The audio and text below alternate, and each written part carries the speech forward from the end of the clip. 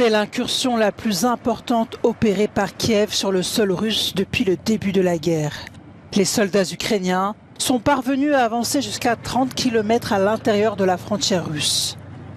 Cette incursion sans précédent de l'Ukraine a pris de court Moscou, qui a affirmé avoir empêché des tentatives de percée près des localités situées à quelques encablures de l'Ukraine.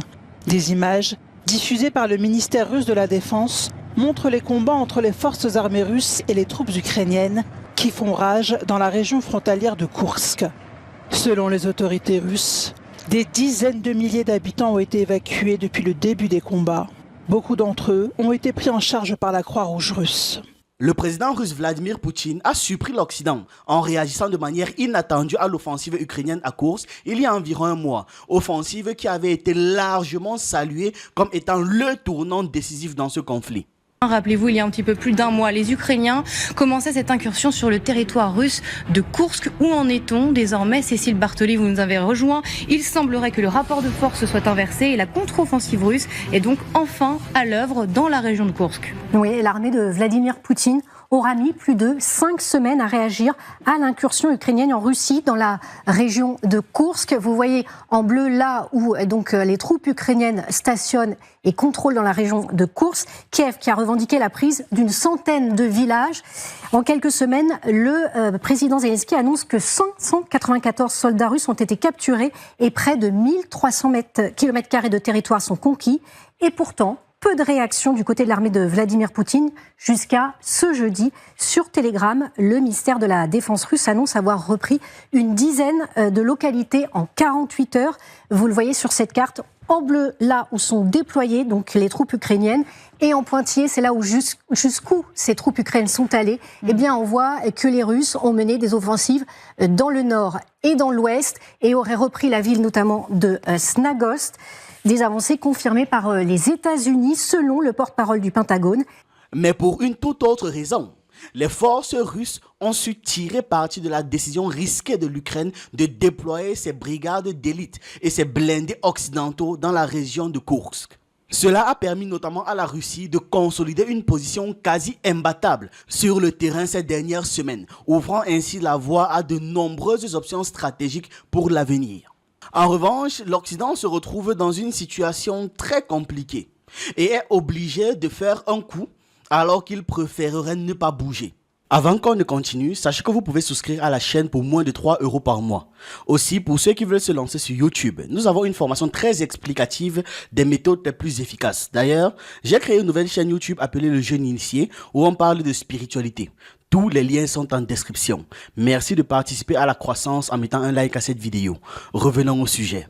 Le discours de Poutine prononcé lors de la séance plénière du 9e Forum économique oriental qui s'est tenu jeudi à Vladivostok était particulièrement attendu pour ses propos sur le conflit en Ukraine précisément. Quelques points clés ressortent de cette intervention. Poutine déjà a préféré éviter d'utiliser le terme régime de Kiev pour désigner ses interlocuteurs ukrainiens, préférant donc parler de gouvernement de Kiev. Il a également résumé sa position en déclarant que nous sommes prêts à négocier avec eux.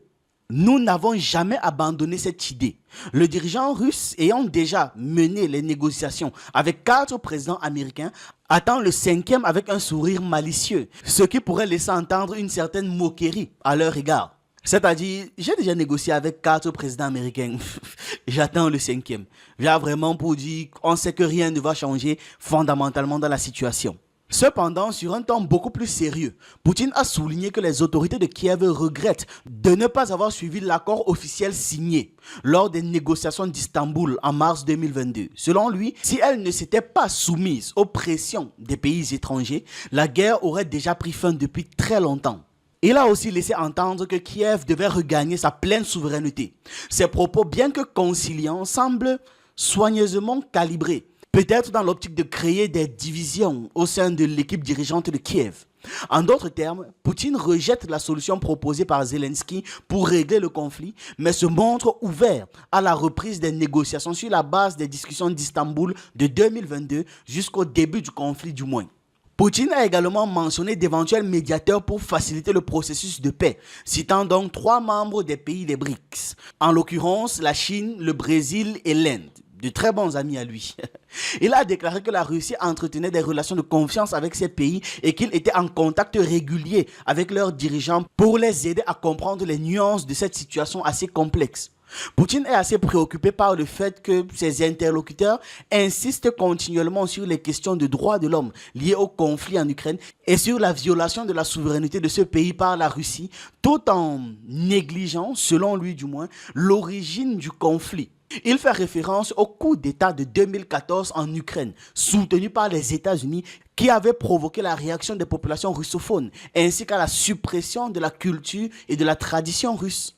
Poutine a souligné que l'Occident espérait humilier la Russie, entre guillemets, humilier la Russie, la démembrer et atteindre des objectifs stratégiques qu'il poursuit depuis peut-être des décennies, voire des siècles même déjà. Dans ce contexte, qu'il affirme que la solidité de l'économie et la puissance militaire de la Russie sont désormais les garants principaux de la sécurité. Face à cette situation, quelle perspective pour l'avenir ?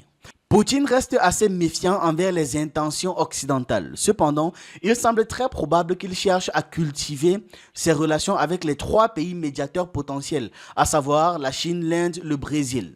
Des partenaires essentiels pour la Russie au sein des BRICS. Le prochain sommet des BRICS à Kazan abordera notamment la mise en place d'un système de paiement alternatif pour le commerce international. Ça pourrait être l'occasion pour Moscou de renforcer encore plus ses alliances. J'ai déjà traité ce sujet en vidéo, on va mettre le lien en description.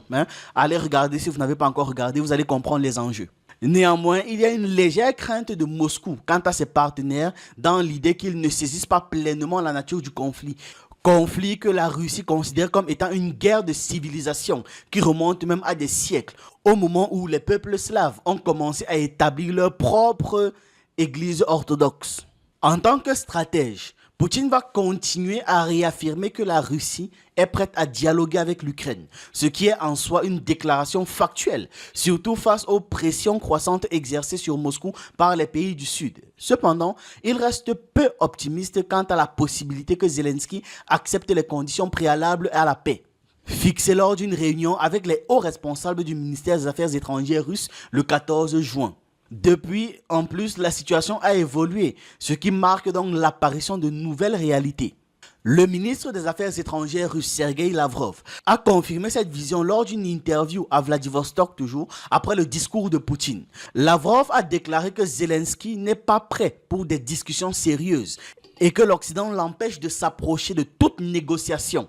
Et il a ajouté que l'Occident vise, si ce n'est pas à démanteler la Fédération de Russie, c'est au moins d'affaiblir considérablement la Russie et lui infliger donc une défaite stratégique, ce qui n'est pas acceptable pour les Russes. Pendant ce temps, Zelensky semble adopter une posture plus rigide, comme l'ont montré ses déclarations lors de la réunion du format Rammstein organisée par les États-Unis, réunissant généraux et ministres de la Défense de 50 pays pour coordonner l'envoi des armes à Kiev. Zelensky a exprimé son mécontentement face à l'interdiction d'utiliser des missiles à longue portée fournis par l'Occident contre la Russie et devrait porter sa demande directement auprès du président Biden. En même temps, c'est toujours un peu compliqué pour l'Occident de valider ça, étant donné que la Russie a clairement dit que si l'Occident valide l'utilisation de ces armes, ce serait certain que la Russie va également partager des armes. Et il va les partager à qui? À des pays stratégiques pour pouvoir aussi attaquer les pays occidentaux. Il ne s'agit pas de savoir s'il faut ou non autoriser le régime ukrainien à frapper la Russie avec ses armes. Il s'agit de décider si les pays de l'OTAN sont directement impliqués dans le conflit militaire ou non. Si cette décision est prise, cela ne signifiera rien de moins que la participation directe des pays de l'OTAN, les États-Unis, les pays européens, à la guerre en Ukraine.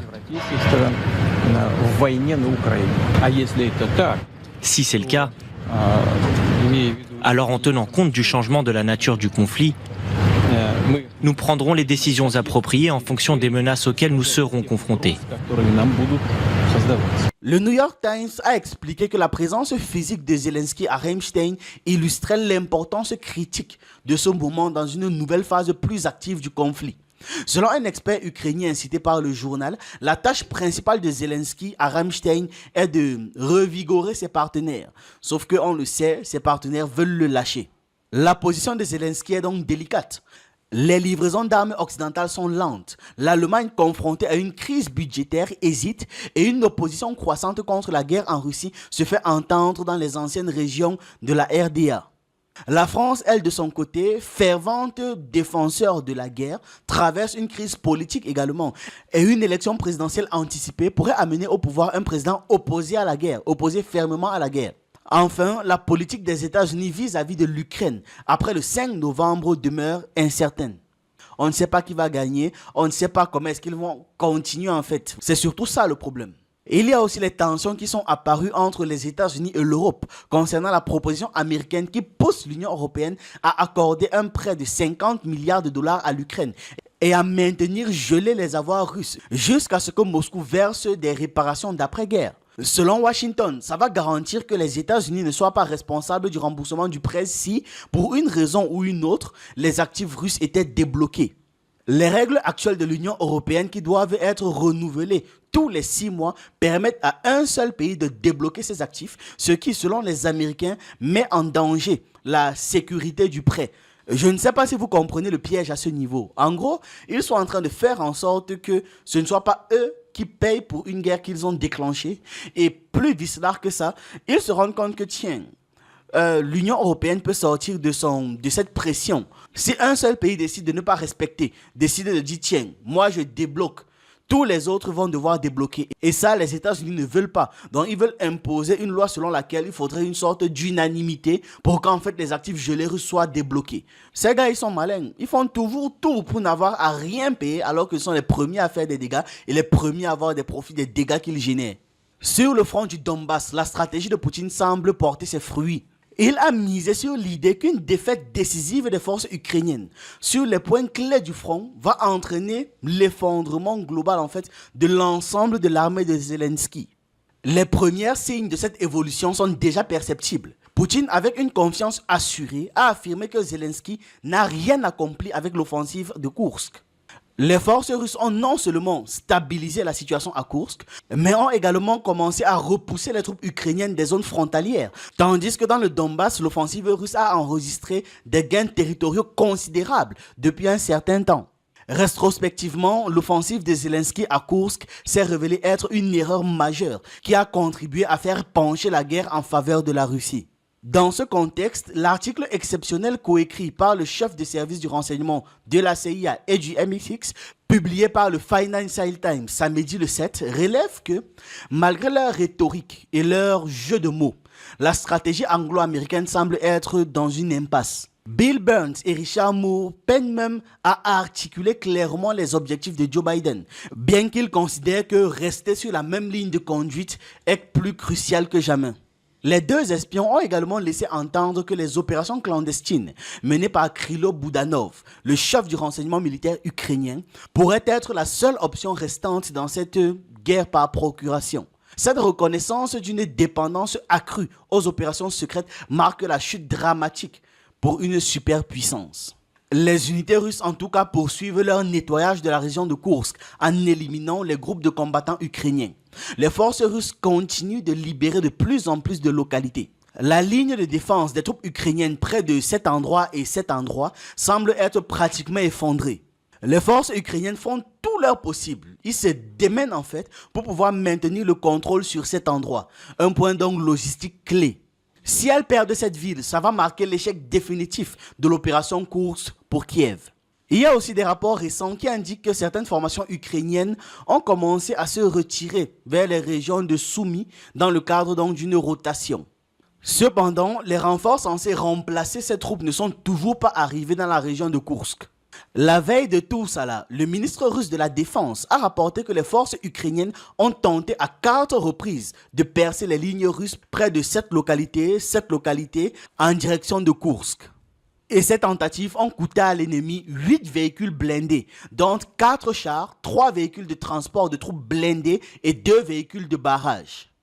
En plus de ces pertes matérielles, 55 soldats ukrainiens ont été portés disparus. Les troupes russes éliminent efficacement les petits groupes d'ennemis qui tentent de se dissimuler dans les forêts environnantes. Les forces armées russes ont également repoussé une contre-attaque ukrainienne dans ces 2 régions, causant la perte de 20 soldats ukrainiens supplémentaires. Quel énorme gâchis cette guerre! Tout ça parce que l'Occident est beaucoup trop avare. Voilà, c'est ce que j'avais à partager avec vous dans cette vidéo. Dites-moi ce que vous en pensez en commentaire, vos avis, vos analyses, et on se retrouve une prochaine fois.